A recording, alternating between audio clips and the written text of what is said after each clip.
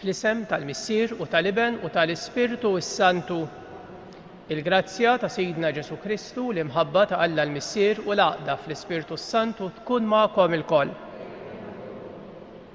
Jew nitlu fi spiritu ta' talb għal din il-laqgħa tagħna mal-Mulej Ġesu fl-Ewkaristija. Sabiex niċċelebraw kif jixraq dawn il-mistieri qaddisa ħuti ejjew narfu ħtijietna.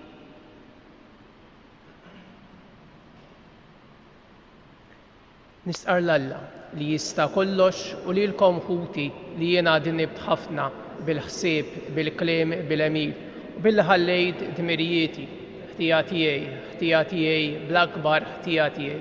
Għalhekk nitlob lill-Imqazza Marija dejjem Verġni, lill-Anġli u lill-Qaddisin kollha u lilkom ħuti biex titolbu għalija il-Mulej Alla tagħna. Iħenna lina Alla li jista' kollox jaħfrilna dnubietna u jwassalna għal ħajja ta' dejjem. Mulej ħniena, Kristu ħniena, Mulej ħniena. Nofru dan is-sakrifiċċju tal-Qudiesa għall-irwieħ tal-familji Busuttil u Gawċi. Nitolbu. O Alla tal-eżerċti, kull mawla ħjar ġej kollu minnek, nissel fi qlubna l-imħabba lejn ismek u għatina li bit-taħriġ reliġjuż tagħna tmexxi l-qudiem dak li hu tajjeb fina u tħarrisulna bit-tħabbrik tagħna bla qiegħda. Bibnek Ġesu Kristu Siedina li hu Alla u miegħek jgħix u jsaltan flimkien mal-Ispiritu s-Santu għal dejjem ta' dejjem.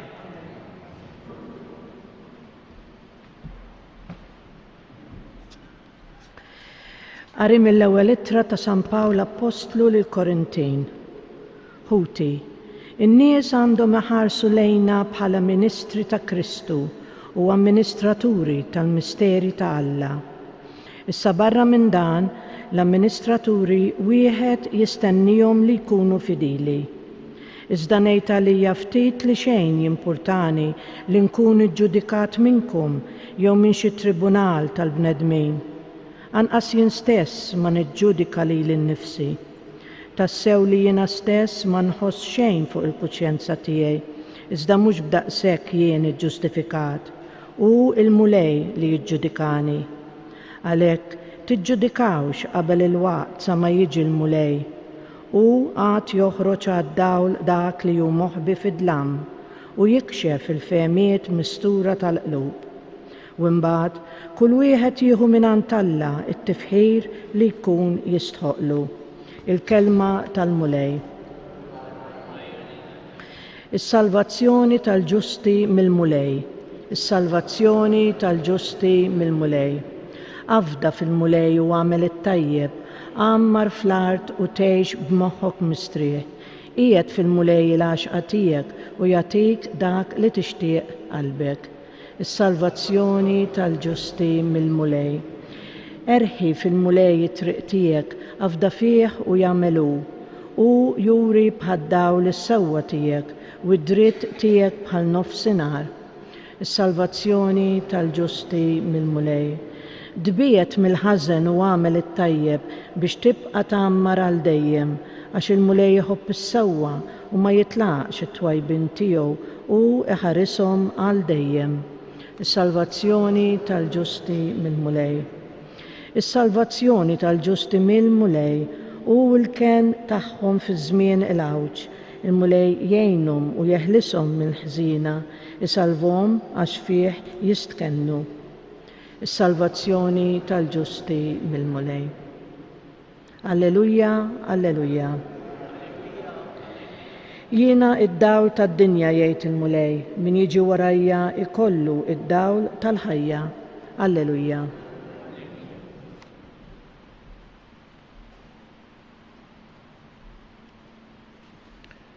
Il-Mulej magħkom. Qari mill-Evanġelju skont San Luqa. F'dak iż-żmien il-Fariżej u l-kittieba tagħhom qalu lil Ġesu: id-dixxipli ta' Ġwanni sikwit isumu u joqogħdu jitolbu, u dawk tal-Fariżej ukoll, imma tiegħek jieklu u jixorbu. U Ġesu qalilhom: Jaqgħu tistgħu iġġalu lil ħbieb tal-arus isumu sakemm il-arus ikun għadu magħhom, imma qatt jasal iż-żmien meta l-arus jeħdulhom minn magħhom u imbagħad isumu dakinhar. Għalilhom ukoll parabola. Ħadd ma jaqta' biċċa drab minn libsa ġdida biex biha iraqqa waħda qadima, għax inkella mhux biss ikun qatta l-ġdida, imma anqas il-biċċa meħuda mill-ġdida ma tkun taqbel mal-qadima. Anqas ma jqiegħdu l-inbit il-ġdid f'dammiġġani qodma tal-ġild, għax inkella l-inbit il-ġdid jifqa' id-dammiġġani u jixteretqu u jintilfu id-dammiġġani. Iżda inbit ġdid iqegħduh f'dammiġġani ġodda. U ħadd ma jkun irid mill-inbit il-ġdid wara li jkun xorob mill-qadim għax jgħidlek il-qadim tajjeb. Il-kelma tal-mulej tifħir lilek. Noqogħdu bil-qiegħda, riflessjoni qasira fuq il-qari tal-kelma tal-Alla li smajna llum. Hekk se nislet żewġ punti għal riflessjoni tagħna noħduhom magħna hekk matul dan il-jum. L-ewwel kelma hija kelma meħuda mill-ewwel qari fejn San Pawl b'mod ċar ħafna jgħidilna tiġġudikawx.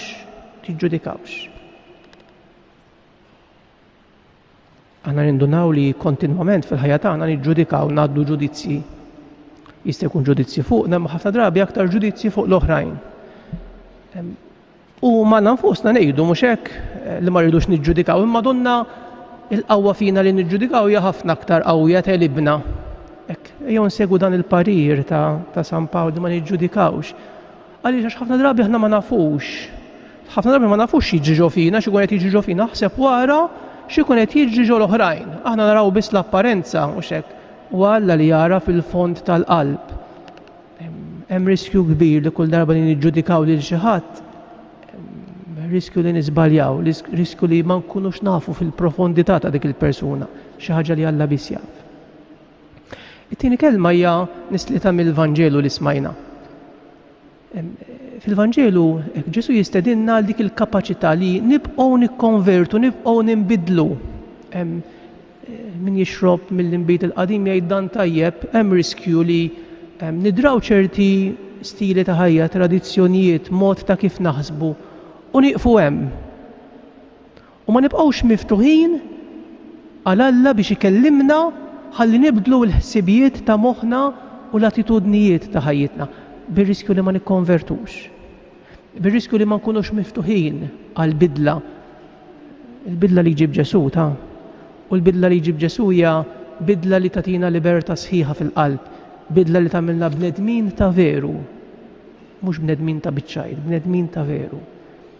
Ejju nitolbu l-grazzja li nkunu miftuħin kontinwament biex nisimgħu il-kelma ta' Alla, narfu x'inhi r-rieda ta' Alla biex nibqgħu ninbidlu, nibqgħu niġġeddu, hekk din hija l-kelma kieku juża San Pawl, niġġeddu ninbidlu f'Ġesu, nsiru nixbħu aktar lil Ġesu. Inqumu bil-wieqa.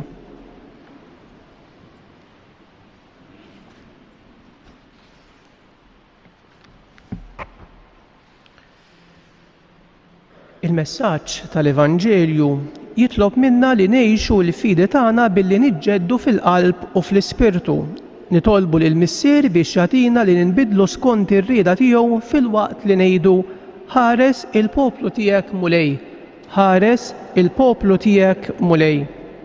Sabiex fil-Knisja jkun hemm dejjem rajja attenti għas-sinjali ta' żminijiet li jkunu kapaċi waslu l-Evanġelju b'mod dejjem ġdid nitolbu. Ħares il-poplu tiegħek mulej.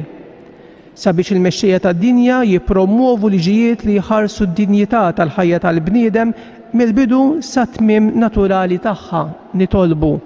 Ħares il-poplu tiegħek mulej. Sabiex dawk li qegħdin jgħixu f'pajjiżi onja ma jinsewx jgħinu lil-fqar nitolbu. Ħares il-poplu tiegħek mulej.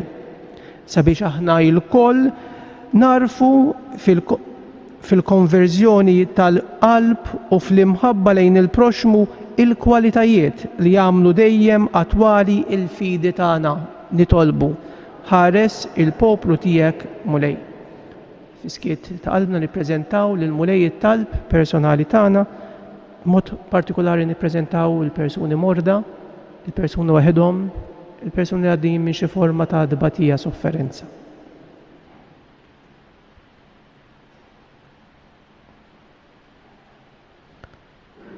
U Alla, li fi Kristu ibnek rid turi lilek innifsek lill-bnedmin, qawwi l-fidi tagħna biex l-Ewkaristija li qed niċċelebrawha timliena bilena fl-istqennija tal-Mulej li għandu jerġa' jiġi fil-glorja u li miegħek jgħix u jisaltan għal dejjem ta' dejjem.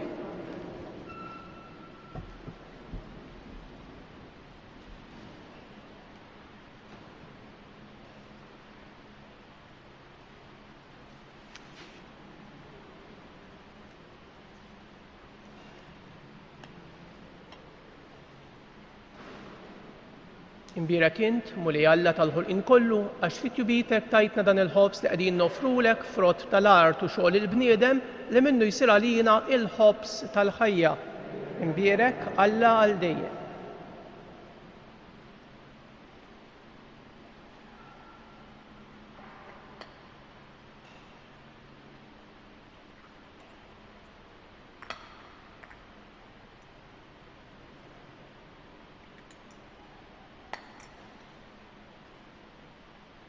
Imbierek int, Mulej Alla tal-ħolqien kollu, għax fit-jubitek tajtna dan l-inbit li qegħdin nofrulek frott tad-dilja u xogħol il-bniedem li minnu jsir għalina x-xorb tar-ruħ. Imbierek Alla għal dejjem. Il-qan, Mulej Alla tagħna u nidma' quddiemek. Għamel li jkun jogħġbok dan is-sakrifiċċju li sejrin. Tolbu ħuti biex is-sakrifiċċju tiegħi u tagħkom ikun jogħġob lil Alla il-Missier li jista' kollox.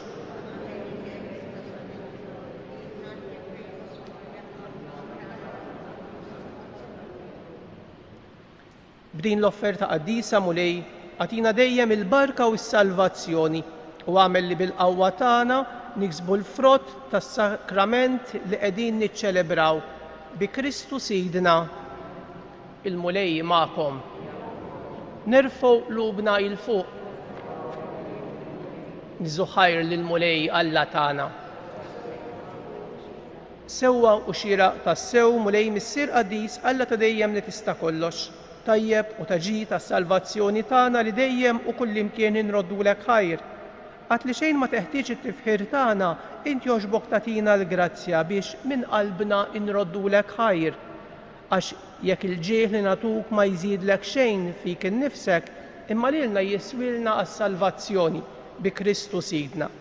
Għalhekk nissieħbu mal-qtajja tal-Anġli u b'ferħ kbir infaħruk u intennulek. Qaddis, Qaddis, Qaddis. Mulej Alla tal-eżerċti, is-smewwiet u l-art mimlija bil-glorja tiegħek, osanna fil-għoli tas-smewwiet. Imbierek minn ġej f'isem il-Mulej, osanna fil-għoli tas-smewwiet. Qaddis tassew int Mulej, int lajn ta' kull dusija.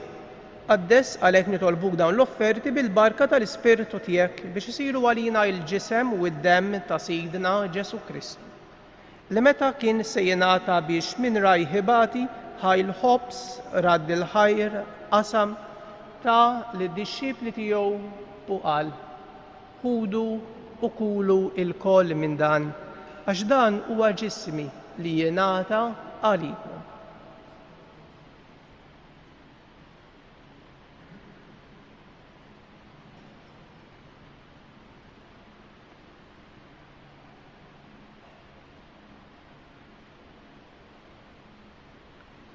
Hekk ukoll wara l-ikla ħall-kalċi reġa' radd il-ħajr ta' lid-dixxipli tiegħu u qal: ħudu u ixorbu minnu l-koll għax dan huwa l-kalċi ta' demmi tal-patt il-ġdid li jibqa' dejjem. Id-demm li jixxerret għalikom u għall-bnedmin kollha għal maħfra ta' dnubiet. Għamlu dan b'tifkira tiegħi.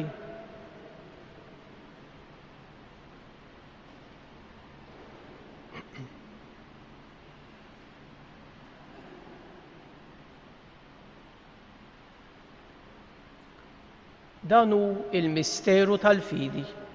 Inħabbru il-mewt tiegħek mulej, inxandru bil-ferħ il-qawmin tiegħek, nistennewk sa ma tiġi fil-glorja. Għalhekk aħna nagħmlu dan b'tifkira tal-mewt u l-qawmin ta' Sidna Ġesu Kristu, nofrulek mulej il-ħobs tal-ħajja u l-kalċi tas-salvazzjoni u nroddulek ħajr għax oġbok tilqana hawn quddiemek biex naqduk. U miċ-ċokun tagħna nitolbu li l-Ispirtu s-Santu jaqgħadna f'ġisem wieħed lilna li nieħdu semm il-ġisem u d-demm ta' Kristu.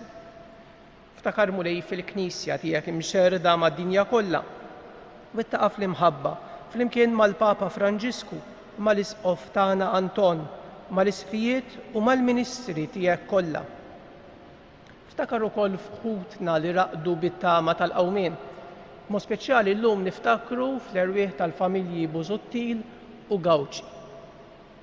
Ftakar fil-mejtin kollha. Daħħalhom quddiemek fid-dawl tas-sebħ tiegħek. Ħenna lina il-koll nitolbu. Għati lilna wkoll il-wirt tal-ħajja ta' dejjem, flimkien mal-Verġni Mqazza Alla Marja, ma' San Ġusepp ir-raġel ġust tagħha, mal-Apostli u l-Qaddisin kollha li jgħixu fil-ħbiberija tiegħek sa mill-bidu tad-dinja. Għamel li magħhom infaħruk u nsebħuk b'Ġesu Kristu ibnek. Bi Kristu, ma' Kristu u fi Kristu, jingħata lilek Alla Missier li tista' kollox flimkien mal-Ispirtu s-Santu, kull ġieħ u glorja għal dejjem ta' dejjem. Ejjew nitolbu kif għallimna u ridna nagħmlu li ben ta' Alla għas-salvazzjoni tagħna. Missierna, li inti fis-smawiet jitqaddes ismek, tiġi saltnatek, ikun li trid int kif fis-sema u hekk dak fl-ard. Ħobżna ta' kuljum għatina llum, aħfrilna dunubietna ħalma naħfru lil minu ħati għalina u la ddaħħalniex fit-tiġrib, iżda ħlisna mid-deni. Ħlisna nitolbuk mulej minn kull deni. Għatina fit-tieba u l-ħnina tiegħek il-paċi fi żmienna biex nkunu ħielsa dejjem midnub u mħarsa minn kull inkwiet. Aħna nistennew u nittamaw ilena u l-miġja tas-Salvatur tagħna Ġesu Kristu. Mulej Ġesu Kristu li qed lill-Apostli tiegħek, inħallilkom islim, nagħtikom islim tiegħi. La tħarix lejn dunubietna iżda ħares lejn il-fidi tal-Knisja tiegħek. Għatija slim u laqda li jint trid fiha li tgħix wis-saltan għal dejjem ta' dejjem. Il-paċi tal-mulej tkun dejjem magħkom. Ejjew nagħtu sinjal ta' paċi lil xulxin.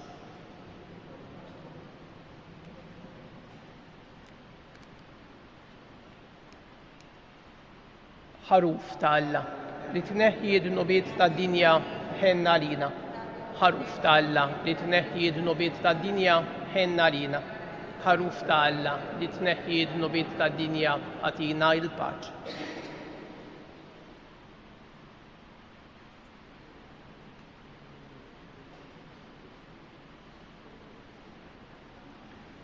Dan hu Ġesu, dan hu l-ħaruf ta' Alla li neħħi d-nubiet tad-dinja, ħedjin dawk li huma mistiedin għal din l-ikla tal-ħaruf.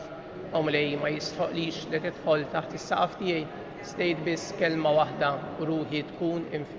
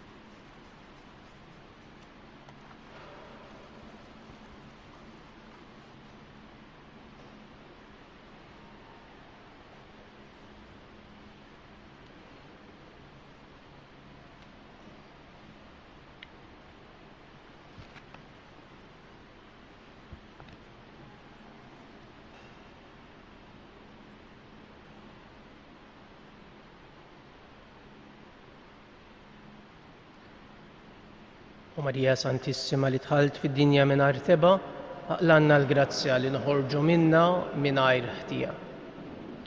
Nitolbu. Issa li tqawwejna mulej bil-ħobs mill-mejda tas-sema, nitolbuk biex b'din l-ikla ta' mħabba twettaq il-qlub tagħna u tħeġġiġna biex naqdu lilek f'qutna bi Kristu Sidna. Il-mulej magħkom. U jiberikkom Alla li jista' kollox, il-Missier u l-Iben u l-Ispirtu u s-Santu. Immorru u ngħixu fil-paċi ta' Kristu. Nroddu ħajr lil Alla.